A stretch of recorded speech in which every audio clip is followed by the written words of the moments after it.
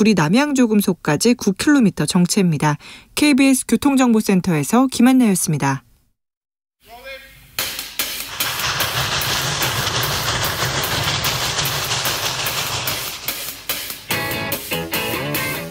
오늘도 열심히 돌아가는 여의도 정치발전소 장현장.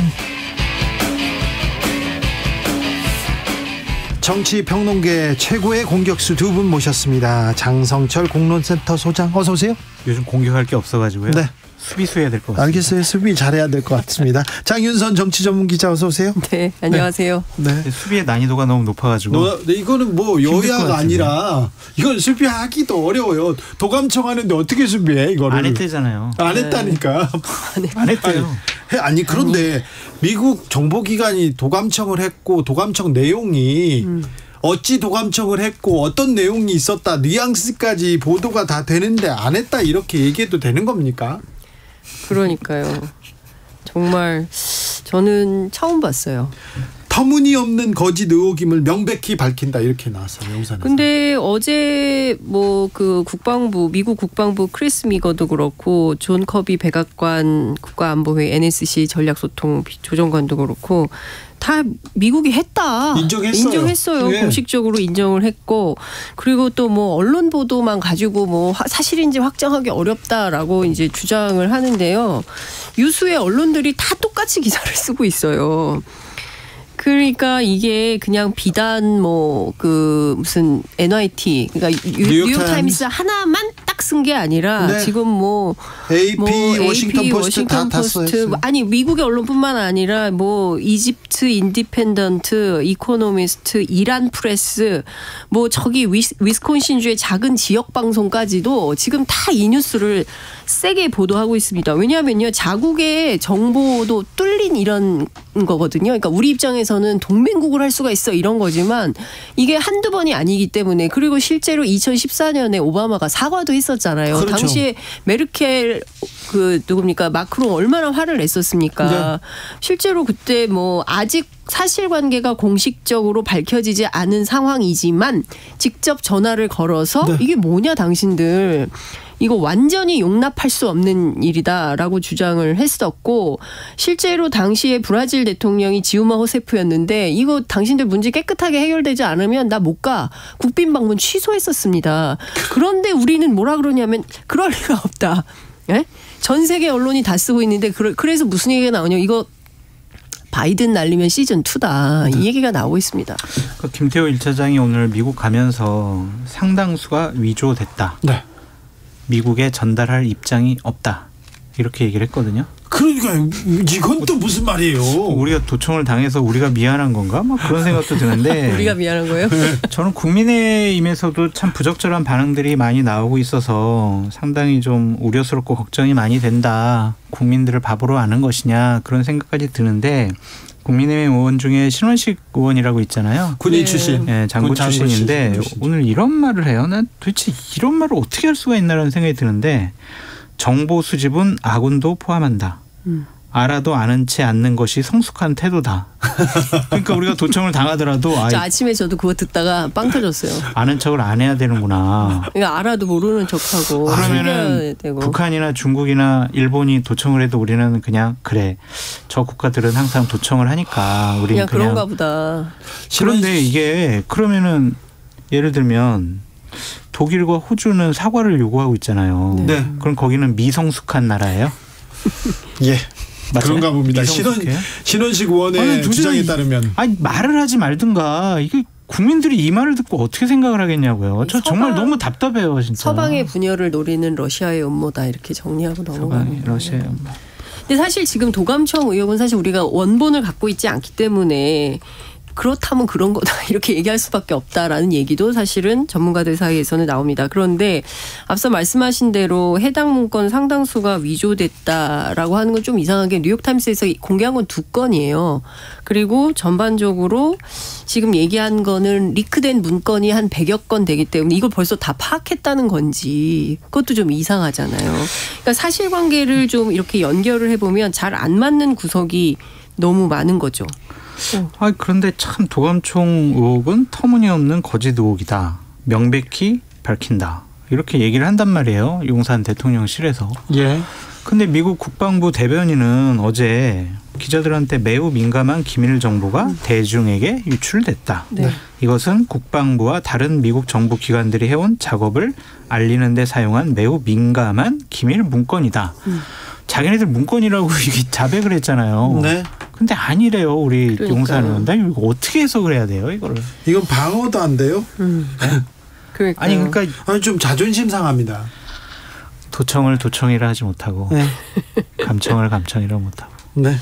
그러니까 지금 근데 사실 내용이 상당히 구체적이잖아요. 네, 그런데 네. 이제 우크라이나의 무기 지원을 뭐 이제 여러 군데에서 와서 미국도 요청하고 뭐 등등 요청을 했지만 우리가 안 줄 거다, 살상 무기는 주지 않는다라고 했는데 실제로 그 운송 계획안 같은 게 이제 다 나온 겁니다. 근데 너무 구체적이어가지고 이 자체가 거짓말이라고 하기에도 좀 면구스러운 대목이 있는 거예요. 뭐 33만 발을 45일에 걸쳐서 4,700박씩 어떻게 한다라는 내용들이 전부 다 나왔는데 이게 다 아니다라고 말할 수 있나요? 다 새빨간 거짓말이다 할 수 있습니까? 저는 이랬으면 좋겠어요. 이거를 막 억지로 항변해가지고 우리는 도청 안 당했어. 미국이 그럴 리가 없어. 이런 식으로 항변하면 누가 국민들이 그래 믿어야지 이렇게 하겠냐고요. 그냥 2013년도 7월 달에 박근혜 정부 하에서도 미국 국가안보실이 네. 그 당시에도 도감청국이 있었어요. 네. 주미 한국대사관. 네. 그래가지고 박근혜 정부 외교부가 아주 원론적이고 공식적인 항의를 했었거든요. 사실관계 빨리 해명해라. 네. 그리고 사실관계가 규명이 되면 우리가 외교적인 통로를 통해서 엄중하게 항의하고 조치를 하겠다. 네. 딱 이걸로 끝냈거든요. 그게 100점짜리 모범 답안이죠. 근데 왜 이렇게 말을 많이 하는지 난 도저히 이해가 안 돼요. 진짜 그러니까 일단 걱정돼요. 뭐 정치권에서는 그런 얘기가 나옵니다. 아니, 당장 이제 2주 후에 미국도 가야 되고 가서 한미 정상 회담 해야 되는데 서로 머쓱한 상황이 만들어지면 안 되니까 미연에 방지하는 차원에서 이렇게 마사지하고 가는 거다라고 얘기를 하는데 그러면 여기에서 당연히 따라 붙는 질문은 우리의 국익은 누가 지켜주는 거냐? 우리의 안보는 누가 지켜주는 거냐? 우리나라 안보 대통령은 말고요. 국익 안보 말고 주권이나 제대로 지켜줬으면 좋겠어요. 거기까지 바라지도 않고 다른 나라가 우리나라 가지고 도청하는데 네. 그 주권을 침해당했는데 우리가 이렇게 옹호해주고 방어해주고 그쪽 입장에서 얘기하고 이게 맞냐고요. 그렇죠. 말씀하신 대로 그러니까 우리가 선제적으로 꾸준히 양보를 하고 있어요. 선제적으로요? 네, 그렇잖아요. 그 한일 관계도 마찬가지고. 네. 그러니까 근데 지금 저는 대통령실에서 자꾸 프레임 전환을 하려고 하거든요. 어제도 그렇고 오늘도 그렇고 국민을 상대로 협박을 합니다. 이 사건과 관련해서 과장 왜곡해서 동맹 관계를 흔들려는 세력은 국민들로부터 저항을 받게 될 거다. 이제 이런 말을 하고 있거든요. 네. 이거 분명히 언론하고 야당을 지목하는 걸로 보여요. 그런데 지금 이 사태와 관련해서 우리 야당만 국회에서 이거 문제 제기하는 것이 아니고요. 미국의 상하 양원이 이거 당신들 전 세계 야당들이 다 들고 일어나서 문제 제기하고 있고 구체적으로 밝혀라. 그리고 미국 왜 이러냐. 분명히 이런 거 안 하겠다고 오바마가 선언했음에도 불구하고 어떻게 이런 일이 계속 반복하냐. 이거 다 얘기하고 있고 냉전 때나 있던 일이다. 이런 비판도 나옵니다. 그래도 국민의힘의 김미애 대변인은 프랑스나 이스라엘의 야당이 더불어민주당처럼 사실관계도 확인하지 않고 섣불리 반미선동에 나서지 않았다. 라고 민주당을 질타하고 있습니다. 네, 알겠어요. 근데 더 웃긴 건 웃기다고 하면 안 되는데 더 처구니가 없는 거는 분명히 도감청을 당했잖아요. 뚫렸어요. 그런데 아니래잖아요. 철통 보안을 유지하고 있다.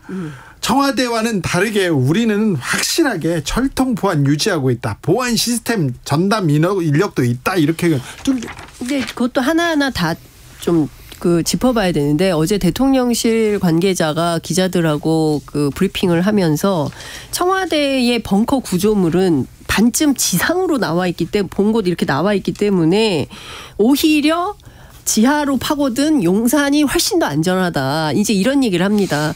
근데요, 그분도 가셨을 거예요. 그런데 지상에서 밑으로 땅을 판 겁니다. 15m 정도 밑으로 땅을 파는데 이게요 차도 들어갈 수 있어요. 차가 들어가서 아마도 제가 알기로는 당시에 외교부나 통일부나 청와대 출입 기자들 다 가봤어요. 그 차로 가가지고요 거기서 내려서 두꺼운 철문 열고 들어가가지고 보거든요. 보여주기도 합니다. 근데 이제 이런 얘기를 해요. 그러니까 무슨 얘기냐면 제가 드리고 싶은 얘기는 자꾸 자꾸 여론을 호도하려고 한다. 네. 그러니까 사실관계를 뒤엎고 프레임 전환을 하려고 한다. 그러나 국민들은 다 알고 있다는 거죠. 그래도 일단은 국민의힘의 입장도 말씀을 드려야 되니까 국민의힘 원내 대변인 김미애 대변인의 그 얘기도 말을 좀 해드릴게요. 네, 문재인 정권. 아니 제가 할게요. 그 얘기 해주세요. 더불어민주당은 네. 이 정부의 용산 대통령실 도감청 의혹의 진위에 대한 팩트가 확인되기도 전에 네. 친러 성향의 온라인 채널에서 주로 유통된 허위 정보를 맹신하며 반미 선동의 혈안이다. 무책임의 극치다. 민주당은 어느 나라 정당인지 묻지 않을 수 없다. 네. 민주당은 극익을 나몰라라 하며 70년 한미동맹을 와해시키려는 안보 자해 행위까지 서슴지 않고 있다라고 민주당을 질타하고 있습니다. 그러면서 문정권 북한과 내통한 여부부터 소명하라 이렇게 얘기하고 있어요. 그냥 그렇다고요. 여기까지 할게요. 참 슬프다가 좀 웃기기까지 했어요. 하고. 네. 근데 답답해요. 네. 근데 이 도감청 의혹 때문에 근데 감청은 아니지 않아요? 아니 그러니까 이거 구분해서 봐야 돼요. 도청과 감청은 다른 거죠. 그러니까 감청 같은 경우는 잘 아시는 것처럼 무작위로 막 떠도는 것들을 어느 신호 체계가 잡아서 그걸 분석해서 하는 거고요. 도청은 장치를 심기도 하고 그래서 건물을 부시는 게 차라리 좋은 방법이다 이런 얘기도 막 하고 실제로 2005년도에 미국이 러시아에 대사관 지으면서 그런 일도 있었던 것이고요. 감청은 영장이 있어야 되고 대통령의 허락이 영장이요? 있어야 되잖아요. 국제관계에서 영장이요? 아니 그러니까 감청이라는 미국이 단어를 영장 쓰는 게 받아서? 맞냐 이거죠. 아니죠. 이거 뭐 그렇죠. 아니 다양한 정보를 할 수 있고 정보가 옛날에 70년대 그러니까 예컨대 76년도에 박정희 정권 시절에 이른바 코리아 게이트 있을 때는 뭐 그렇게 창문 흔들리고 떨리고 뭐 이런 걸로 했지만 지금은 굉장히 다양한 방법을 동원해서 도감청을 하고 있기 때문에 어떤 건 하나로 다 했다 이렇게 말하기도 어려운 측면이 있어요. 감청이라는 단어를 여기 쓰는 게 맞냐 이거죠. 그렇죠. 네, 이거는 특정 의도를 가지고 어디를 들었으니까 집중적으로 들었으니까 도청으로 보는 게 맞죠. 자, 이 얘기 때문에 그 부산 횟집 사건은 다 사라졌어요. 이걸 덮으려고 그러면 아니요 그런 건 아니겠죠. 러시아가요. 네, 아니요. 그럼 러시아가 윤석열 대통령 편이에요?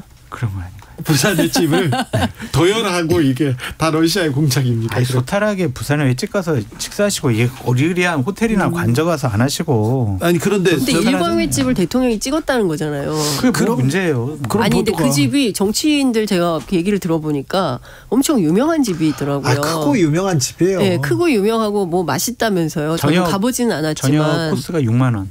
7만 원이라는 얘기도 있어요. 올랐나 봐요. 근데 여하튼 그게 아니라 뭐 배를 가지고 있어서 다 자연산이다 뭐 이런 얘기도 있고. 그런데 유명한 집에 거기까진 갔는데요. 자꾸 그 경호상 문제가 나오고 왜 또 대통령이 회식하는 자리를 보내 이런 얘기도 나오는데요. 이용 국민의힘 의원 이분은 윤석열 후보 대통령 후보에 수행을 했던 측근에서 보좌했던 그런 분인데요. 누군가 의도적으로 논란 만들려고 찍은 것 같다. 의도한 샷인 것 같다. 이런 얘기를 했더라고요. 시민이 올린 거예요. 시민들이 와 대통령이다 이러면서 아니 그건 대통령실에서도 얘기했어요. 대통령이 와 대통령이다 하니까 막 손 흔들고 환호하고 그랬다. 그러니까 그런 걸 찍어서 얼마나 신기하겠습니까? 부산 사람들이 우리 동네 대통령이 왔는데 막 도열하고 까만 양복 입은 사람들이 막 사진 찍고 해요. 그러면 당연히 사진을 찍어서 SNS나 뭐 커뮤니티 사이트나 이런 데 올리겠죠. 그러면서 이게 확산이 된 겁니다. 특별하게 뭐 어느 특정한 사람이 뭐 특정한 야당이 뭐 이렇게 한 게 아니에요. 만약에 그랬다면 경호상 구멍이 뻥 뚫린 거잖아요. 이미 그렇죠. 그 사진이 아니라 다른 것이었다면 어떻게 됐겠습니까? 그렇죠. 이게 경호, 의전, 보안 이게 세 가지가 다 뚫렸다 이렇게 볼 수가 있는 거죠. 심각한 겁니다. 이거. 국회의원으로서 수준이 안 되면 좀 입이라도 다물고 있어라 이렇게 좀 만들고 싶어요. 얘기하고 싶은데 의도적으로 논란을 야기하기 위해서 찍었다면 그 전에 먼저 논란이 됐을 것이고 좋아요. 그 논란 만들기 위해서 찍었어요. 그렇더라도 이 경호상의 문제점은 당연히 지적받아야 되는 거 아니에요? 그렇죠. 이해가 안 돼요. 이런 식으로 프레임을 짜는 사람들. 잘못한 거 그냥 잘못했다고 하면 되거든요. 아니 근데 저는 꼭 조국 전 장관 때처럼 조국 전 장관이나 가족이나 아니면 민주당 의원들이 조국 전 장관 옹호했던 것처럼 그런 나쁜 습성을 닮아가고 있어서 전 정말 한탄스럽습니다. 꼭 거기서 조국 전 장관을 끌고 와요? 보수우파 패널이라 그래요. 네. 아니 근데 저는 이런 생각은 좀 듭니다. 여당이 여당을 비판할 때 그 여당이 더 근사해 보여요. 국민들 입장에서 보면. 네. 그렇지 않습니까? 네. 여야 간에 공방하고 정쟁하는 건 너무 익숙한 풍경인데요. 그건 당연한데. 예, 너무 당연하고 지당한 일인데 그런 다음에 뭐 또 짜고 하는 거 아니야 이런 비판도 국민들은 하는 거 아니겠습니까? 그런데 실제로 그런 자성과 성찰이 없어요. 저는 그런 측면에서 굉장히 이렇게 지지율도 낮고 국정운영과 관련해서 국민들이 비호감 지수가 높아지고 소위 얘기하는 콘크리트 부정평가율이 생겼다라는 얘기까지 나오는 마당에도 우리 잘못한 거 없어요. 대통령 잘하고 있어요. 라고 감싸기만 하면 스스로 대통령을 벌거벗은 임금님을 만드는 겁니다. 되게 위험해질 수 있어요. 내부에서 잘못한 건 잘못했다고 얘기를 해야 반성하고 고치죠. 빨리 고치죠. 네, 근데 그게 아니라 괜찮아요. 이렇게 가셔도 됩니다. 지지율 더 떨어집니다. 그러니까 국민의힘도 예전에 야당일 때 조국 전 장관에 대해서 막 문재인 대통령이 마음에 빚이 있다고 그러고 민주당 국회의원들이 옹호하고 정경심 교수 4년형 받아도 뭐 무죄라고 그러고 조국 전 장관 2년 구형 받고 2년 선고 받아도 뭔 잘못을 했냐라고 그러고 조민 씨는 자기는 떳떳하다고 그러고 이런 것들에 대해서 국민들의 일반적인 상식에서는 이게 뭐하는 집단이야 라고 생각을 해서 정권 교체가 됐는데 지금 국민의힘이 또 똑같이 그렇게 자신들의 진영에서 벌어진 일들에 대해서는 억지로 옹호하고 얘기한단 말이에요. 왜 과거로부터 역사로부터 왜 사람들은 배우지 못할까? 이 정치인들 너무 한심해요. 왜 과거에서 왜 상대 당에서 배우지 못할까? 그런데요. 네. 국민의힘은 왜 정광훈 목사에서 헤어나지 못할까? 이거 참 미스테리입니다. 아니 저는 미스테리하지 않아요. 너무 보여요. 네. 왜냐하면 뭐 나름 혜택을 받았기 때문에 여기는 지분이 있다고 주장을 하는 것이고 이제 아스팔트 보수라고 하는 분들을 취재를 해보면 그런 얘기를 합니다. 야 우리 그 선거 때 뭐 이용하고 이렇게 할 때는 언제고 이제 와서 또 버리냐 뭐 이런 얘기도 나오기도 하고요. 근데 또 그게 무관하지 않은 게 또 김재원 전 최고. 죄송합니다. 김재원 현 최고죠. 네. 최고위원 같은 사람 가서 뭐 이렇게 말도 안 되는 소리를 하고 그리고 나서 도장 찍고 인사하고 그리고 김기현 대표 태도도 너무 이상하잖아요. 그러니까 전반적으로 보면 뭔가 커넥션이 있어 보여요. 아니라고 주장은 하지만. 근데 이 고리를 끊어내지 않으면 제가 보기에는 국민의힘은 정말 다음 선거에서 많이 어려울 것 같아요.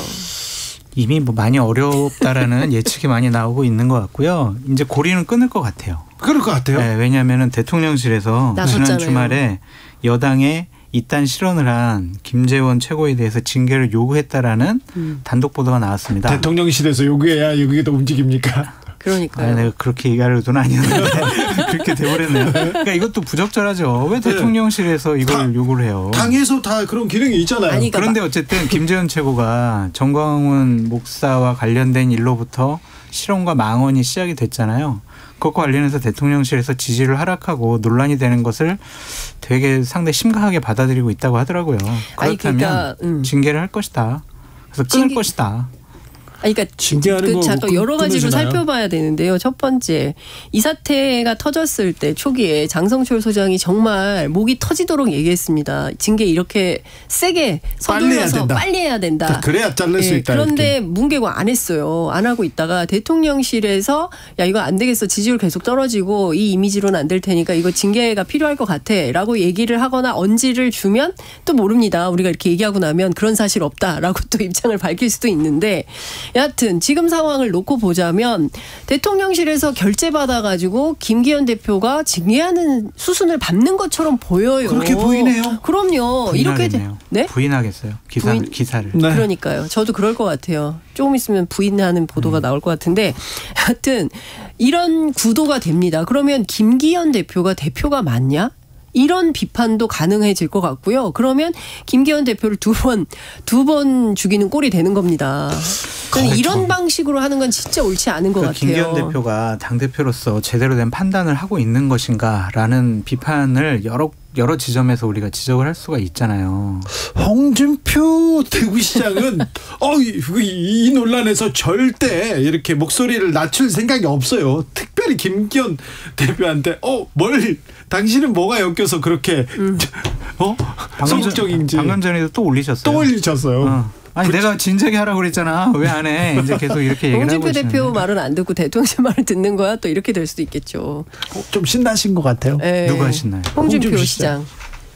근데 이제 그분은 어쨌든 이제 대선 준비하는 거잖아요. 저는 모든 게 대선 행보라고 생각합니다. 네. 네, 김기현 대표에 대해서도 또 정광훈 목사에 대해서도 세게 발언하는 가장 큰 이유는 본인의 대선 행보와 관련이 있기 때문에 그렇다. 그렇게밖에 해석이 안 되는 거죠. 김재원 최고를 싫어해요.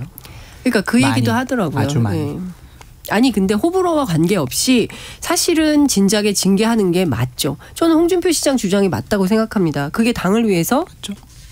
건강성을 유지하는 차원에서라도 진작에 그렇게 했어야 옳죠. 그런데 안 하고 있다가 이제 와서 대통령실이 얘기하니까 결재받고 한다? 그 창피한 거 아닙니까? 김재훈 최고와 관련돼서 하여튼 정상적이고 상식적인 계속 주장을 하는 분은 홍준표 시장밖에 없다. 그런 말씀드립니다.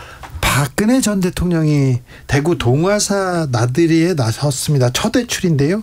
이것도 어떻게 보셨어요? 이 외출? 유영아 때문이에요. 그런 것 같아요. 유영아 변호사. 네, 내년 총선에 출마한다니까. 공천 줘라. 네. 공천 주기 위해서 내가 이렇게 움직인다. 아니 근데 가만히 있다가 유영아 변호사를 위해서는 박근혜 대통령이 전 대통령이 많이 움직였어요. 정말 많이요. 많이 움직였는데. 아니, 잘안 돼요, 2016년 근데. 공천 파동의 시작이 유영아 변호사 때문이에요. 그랬잖아요. 그리고 그 다음번에도 그렇고요. 네. 그게 잘 안 돼요. 근데 그거는 아니 작년에 또 대구시장. 대구시장에도 직접 움직였고 메시지도 직접 내고 그런데 근데 안 돼요. 왜 안 될까요? 제가 보기에 국민들이 아는 거죠. 네, 국민들이 다 보지 않겠습니까?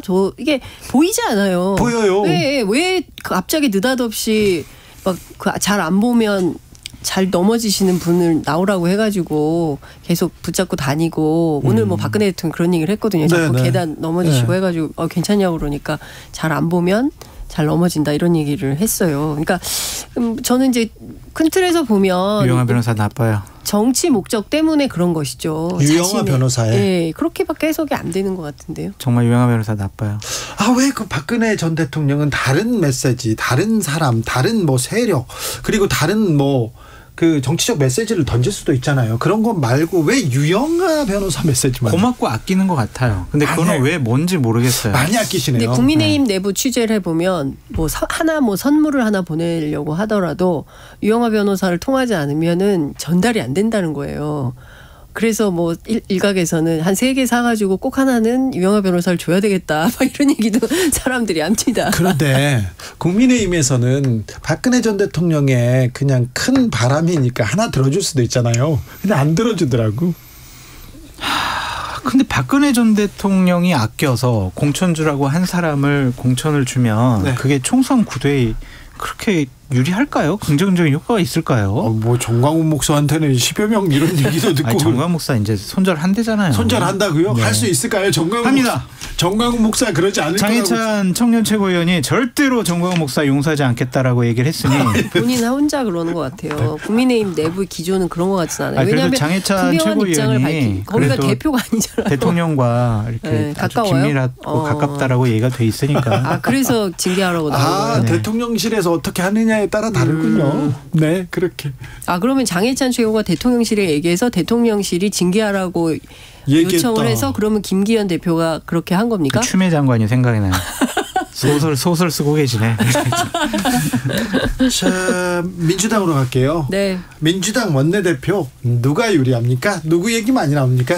아니 지금 뭐 방금 뭐 김두관 의원 인터뷰하고 가셨는데요. 김두관 의원은 당원 특별히 네. 그 이재명 대표 주변 사람들 지지자한테 네 맞아요. 지지자들, 당원들, 개혁의 딸들, 따님들 뭐 이런 분들이 주로 응원을 하고 그렇다면서요. 그다음에 그 국회 안에서는 그 철험회 네. 이렇게 이제 당 내부에 좀 적극적으로 열심히 활동하시는 분들이 응원 지지하고 있습니다. 근데 작가님 너무하세요. 작가님. 아니, 그래서. 작가님 너무하다는 것부터 왜요? 지적을 어느 해야 작가님이요? 된다니까요. 어느 작가님? 우리 여기 주진우 라이브 작가님. 왜요?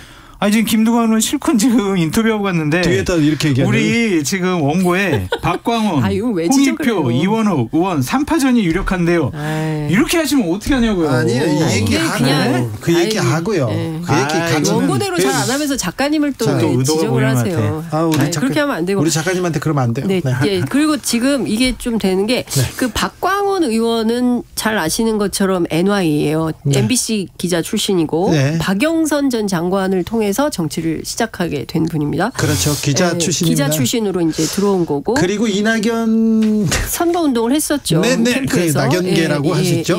그리고 이제 이원욱 의원은 잘 아시는 것처럼 정세균계로 분류가 돼요. 반명이라고 또. 뭐 그렇게 분류가 되죠. 네.